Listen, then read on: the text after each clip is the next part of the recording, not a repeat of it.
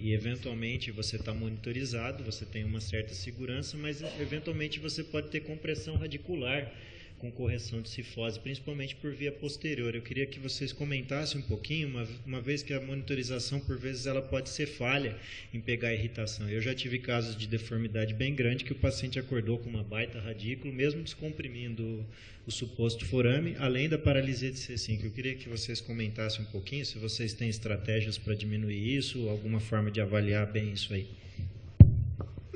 Sem dúvida, a preocupação é essa, avaliar os forames.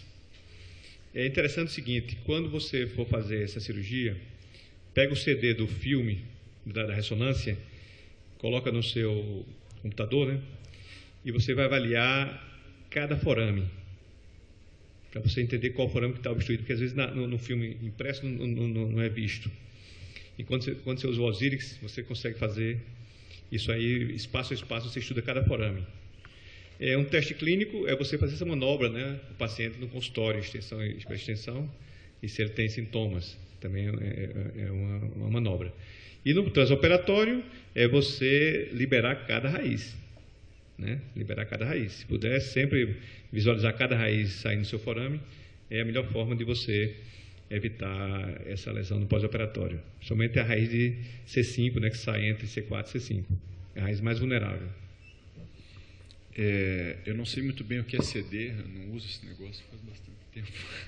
No fax, né? Mas, assim, brincadeiras à parte, acho que um caminho é esse.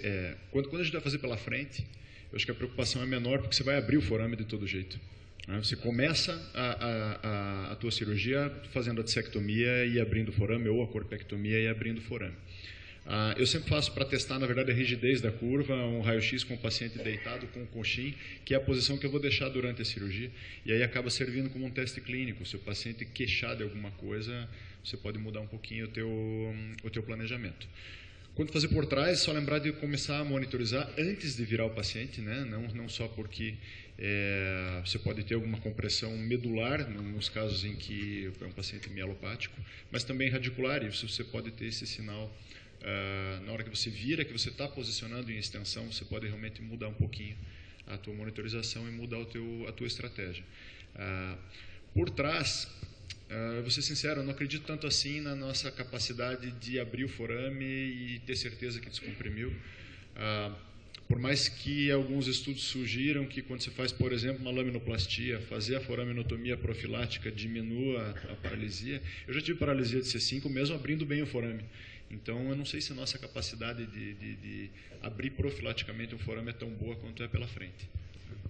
Do ponto de vista técnico, o quanto abrimos o forame posterior? Porque muitas vezes a gente quase chega na massa, tem a sensação de abrir demais ou que abrir de menos, e o quanto a gente precisa para fazer uma foraminotomia, na opinião de vocês? Quando a gente passa a massa lateral, fala, vou descomprimir esse forame. A doutora Luiz tem estudo, né, de anatômico, se eu não me engano, de forame. Quanto que vocês acham que é suficiente para eu considerar que está descomprimido? 30%, metade da massa, um pouco, até ver alguma coisa? Qual a dica, assim, para... Eu fiz essa pergunta hoje de manhã, claro que num contexto completamente diferente. Nós estávamos falando sobre foraminotomia posterior para radiculopatia, né? Essa é uma resposta que eu não tenho, vou te falar bem a verdade. Eu acho que em termos de descompressão profilática para você tentar fazer uma osteotomia, a gente nunca faz o suficiente. Uma coisa é você querer melhorar o sintoma do paciente. Você vê que a raiz está livre, você tem algo de subjetivo ali, tirando talvez algo em torno de 40% da faceta, você tem uma descompressão que só para ter uma melhora de uma radiculopatia seja suficiente. Agora, se você quer abrir o forame para fazer uma hiperextensão ou eventualmente uma osteotomia, eu acho que nunca é suficiente. Ou você tira a faceta inteira ou você não vai descomprimir o suficiente. Na hora que você estender o pescoço, vai comprimir. Tem uma pergunta do Dr. Ronald. Eu já tive alguns casos com cifose cervical. A minha pergunta é a seguinte: eu observei que nos casos que eu tive, alguns, não todos, eu fiz a angiotomo. E alguns pacientes têm a estenose da artéria vertebral. Qual é a sua preocupação da mudança da angulação, mexer no balanço sagital e estenosar mais a artéria vertebral? É obrigatório? Você acha um angiotomo antes de uma correção ou é desnecessário? Como é que você vê esse tema?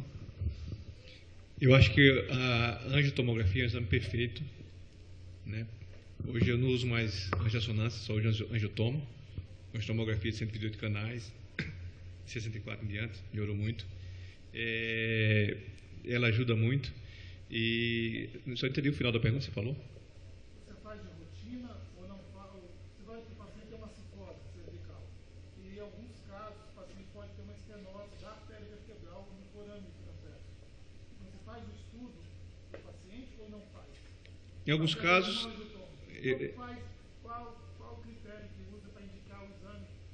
É bem ser bem indicado e durante o pós-operatório não tem mais preocupação, porque a própria correção da deformidade alivia a posição da vértebra. A vértebra é muito elástica, né? Não sou palestrante, mas para fazer osteotomia pedicular cervical, eu acho que é sempre interessante fazer.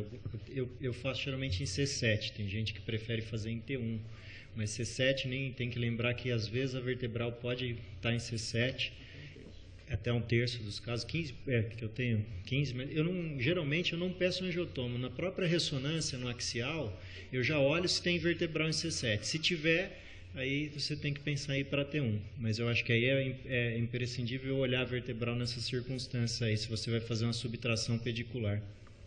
Eu acho que está indicado hoje angiotomo em traumas, em patologia C1, C2 e em cifoses. Eu queria fazer um comentário e, ao mesmo tempo, vocês se manifestem. Com relação à radiculopatia de C5. A radiculopatia de C5 pode ocorrer também na via anterior. E, às vezes, está relacionado, eu acho que foi Milano que falou sobre o posicionamento operatório. É uma coisa que tem que se pensar. É uma raiz que é complicada. Então, na via anterior, você tem radiculopatia de C5. Com relação às causas da raiz da radiculopatia de C5 pela via posterior, não existe uma causa bem definida, da angulação da raiz, enfim. Tem trabalhos que mostram que a foraminotomia não previne, outros dizem que previne a radiculopatia. Mas tem um colega, não sei se foi Peter Sucomel ou outro, no Spine Days da Escolap, lá em Tuttlin, uma vez, que ele fez uma avaliação dizendo, ou foi um dos japoneses, que uma das causas de radiculopatia de C5 na via posterior é o excesso de abertura de retratores musculares. Ele chamou a atenção que você evite abrir demais aquele músculo, porque o próprio tecido daquela região poderia tracionar essa raiz que tem, certamente, pela saída horizontalizada, entende? Então, ele chamou a atenção que isso é um fator de risco também, uma coisa para a gente pensar, não fazer tração demais. Eu tenho dezenas de teorias sobre o C5, né? Eu acho que a que eu acredito mais é com a abertura posterior, a medula ela se desloca para trás e a raiz está presa lá, né? Então, ela faz um tétro na raiz. A raiz presa no forame e a medula se afastou da coluna. Comentário só que pela via anterior, pelo menos eu não me lembro de ter lido com dissectomias, e sim com corpectomias. A minha impressão é que na corpectomia, às vezes, a gente não abre direito o forame, eu acho que é isso. Na corpectomia, a gente está tão preocupado com a medula, que embora tecnicamente o mais correto seria começar pelo espaço discal e abrir bem o forame, eu acho que a gente fica com preguiça de abrir, porque sabe que tem o canal inteiro para descomprimir e acaba deixando um pouquinho de forame. Então, quando a gente tem paralisia de C5 pela via anterior, eu acho que é na corpectomia quando o forame não está bem aberto. Essa discussão é muito boa. Eu também tenho visto mais artigos colocando isso, que na verdade é por uma questão anatômica. A raiz de C5, pela particularidade anatômica dela, está mais sujeita à neuropraxia quando a medula descomprime, quando a medula retrai, né? Então, assim, eu acredito que você praticando foraminotomia preventiva, você alivia mais essa raiz e teria uma chance menor de ter essa neuropraxia. Mas duas coisas que eu queria chamar a atenção. Primeiro, muitas vezes, eu não me lembro de nenhum caso de paralisia de C5 definitiva. Os meus pacientes todos recuperam, já vi casos, né, na porcentagem dos nossos casos, que a gente faz muita posterior, mas todos se recuperaram. e chamar a atenção também para essa questão que o Geraldo falou. Eu já tive um caso, não sei se vocês já tiveram também, de uma abordagem anterior, 3 níveis, que o paciente acordou com a paralisia de C5 e com uma dor insuportável. Eu entrei por trás, descomprimi o forame por trás e o paciente melhorou. Então, até atribuí que talvez devido à correção que eu fiz da cifose, né, que eu tenha aumentado a compressão posterior dessa raiz. Tenta responder a pergunta do Andrei, então. Outra coisa também, viu? Lembrar também na paralisia, muitas vezes a raiz mais vulnerável do plexo braquial é a C5, né? Então, no estiramento da coluna, na tração para poder fazer raio-x, você está também estirando essa raiz. Agora, respondendo, nós fizemos um trabalho bem interessante que nós pesquisamos exatamente o quanto a gente precisa tirar da faceta para conseguir uma boa descompressão foraminal. E o que a gente viu é o seguinte, que em cadáver, em condição ideal, se você tirar no máximo 36% da faceta, você consegue uma boa descompressão até a porção extraforaminal da raiz. Agora, só que quando a gente analisa os casos que a gente opera, quando a gente vê as estenoses foraminais, aí é outra coisa. A gente geralmente é um risco que se tem também se você tentar descomprimir demais, porque aí você vai lesar ainda mais essas raízes, porque a estenose foraminal é muito significativa, né?